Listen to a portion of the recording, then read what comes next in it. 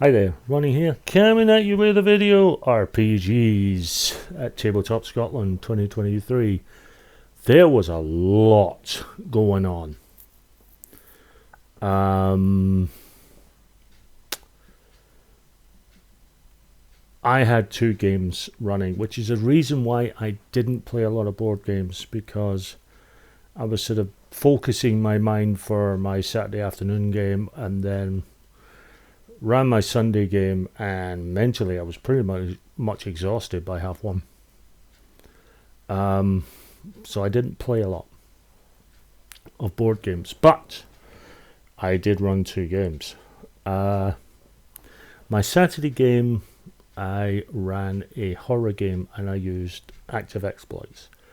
Now, I'd used active exploits last year to run a sort of funny, sort of humorous take on Love Letter. And this year I went for something a tad more serious. Yes, the odd dad puns were in, but, you know, it's me. I do dad puns, sue me. You know, it's what I do. Active exploits as a game works really well for horrors, and the reason for that is because you are dealing with a finite set of resources. You find yourself wondering, do I add effort? To explain the active exploit system, you have a value to your skill, either 1, 2, or 3 points. That's known as free effort. That's your starter. Now, if that doesn't get you over the rating, the challenge rating, to use the D&D phrase, the target number, then you can use effort. That's either to add points from the controlling attribute and or luck points. The only difference is luck points are finite. Now, luck points can replenish at a certain rate, and certainly if you were using the game for a campaign, luck points would come back. But for a one shot, the luck points were finite. So you find yourself at some point you're going to literally run out of luck. And that creates tension, because to really succeed at what you need to succeed, it means sometimes you've got to hold back and maybe not succeed at other things, so you've got what you need for, or what you hope, you know, possibly will need for the later on.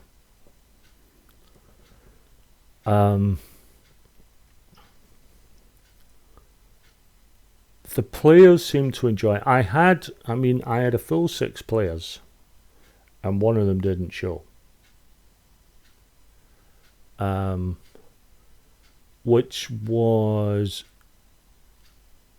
very annoying, because it was one of the people who had signed that day that they wanted in on the game. And I thought, well, what's the bloody point of that? You know, if you sign in for a game, for the love of God, actually turn up. But what it meant was they got random characters, and what it meant was the character that was created, who actually had post-cognitive ability, who would actually see visions of a ghost, was the one that wasn't picked. So I had to tweak the scenario just a little, just to give them a bit more of a clue. I think the players enjoyed themselves. Certainly I got a lot of congratulations at the end. You know, they might have walked off and thought God knows what, but everyone seemed engaged. Everyone enjoyed themselves. And I feel very confident. I would really like to, having now done sort of modern horror with active exploits, and I'm beginning to feel more comfortable with the system, I'd be very tempted to see how it would work for some of the other standards like fantasy, because I've got Iron Gauntlets and I've got Hard Nova 2 for running sci-fi. And I'd be interested to see how it works for that. I also have Sengoku Diceless if I wanted to run it for sort of feudal Japan, which I think could be interesting. But I'm keen to try for some more one shots with it. I'm also keen to maybe run a campaign using it. So yeah, I'm quite proud of myself for Saturday. I think it worked really well. Sunday morning, Toon. Now this was a game I wasn't as confident with. Not the system. The system I can run in my sleep, and almost did. Because it was very warm and kind of takes it out of you, that heat, or it does for me.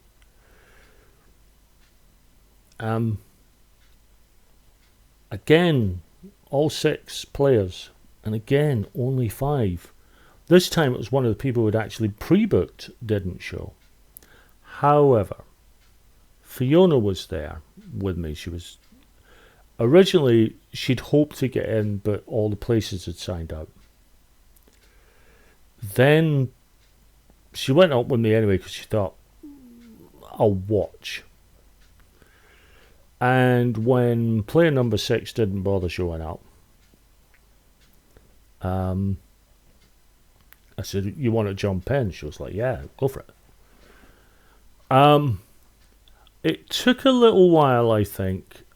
Partially my fault because I had everyone starting at different corners of the complex, and they were all converging. And some of the jokes I don't think landed as well as I had hoped. That's partially down to writing, partially down to delivery.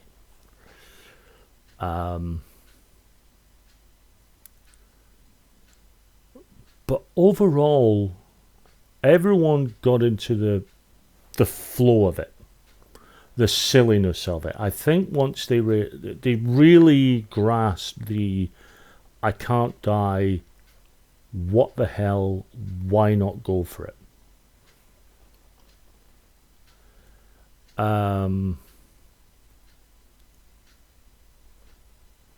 I think my one sort of happy, the thing I'm kind of proud of in a strange way was a dad joke that came out of nowhere. Someone tried to get a bug spray out of the bag of many things and failed, and I said they got out a book spray instead. Why it was a book spray, I don't know. It just sounded funny at the time. So, the guy was spraying people and saying, they smell like musty old books now. And just on instinct, almost reactionary, I kind of went, eau de nouvelle. I was quite proud of that. Spur of the moment, silly pun. I quite enjoyed it.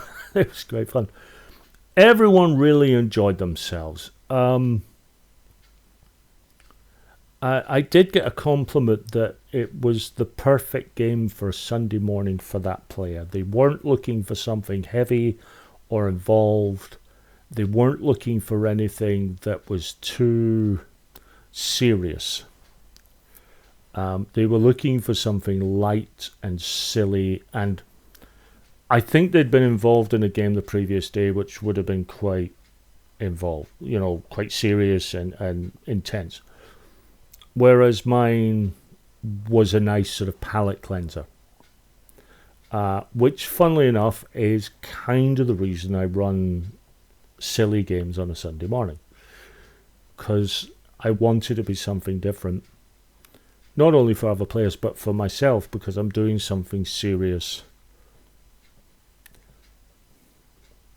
quote unquote serious, on a Saturday, something a bit more intense on a Saturday.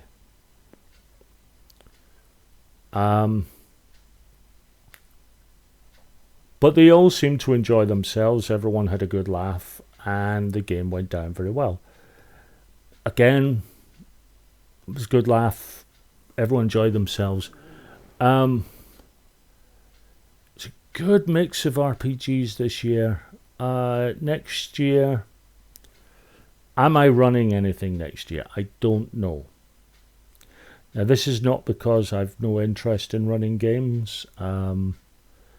It's because a part of me, knowing how exhausted I get and knowing that I really don't get a chance to actually play any board games while I'm there, is thinking maybe next year I might just go as a regular Joe rather than a GM, and just play a lot. But we'll see, because I love my RPGs more than anything, and I am rather determined that I want to play. I want to run something. What will I run? As I mentioned before, I'm intrigued at the notion of running active exploits both days, and actually running, say, a sci-fi, do the kind of derelict spaceship thing on the Saturday, so it's got that kind of sinister sort of horror, haunted spaceship, Alien / Event Horizon sort of vibe, Dead Space vibe, and then do something a bit lighter and a bit sillier with regards to a sword and sorcery sort of fantasy game, and just have a bit of a laugh. But overall, I'm very pleased with the way my games went. I think everyone seemed to enjoy themselves, which to me is the only thing that matters. I got some nice compliments. Someone had said that when they had seen that I was running a game, they were like, "Oh, I'll go in on that one," and that was very nice to hear, that people were actually sort of seeking out my games to play, and that's good. That fluffs up the old ego, which I'll go into more in the next video. But overall, very happy with the way things went. Yeah, successful weekend RPG wise. So thanks very much for watching, guys, and I'll be back soon with another video.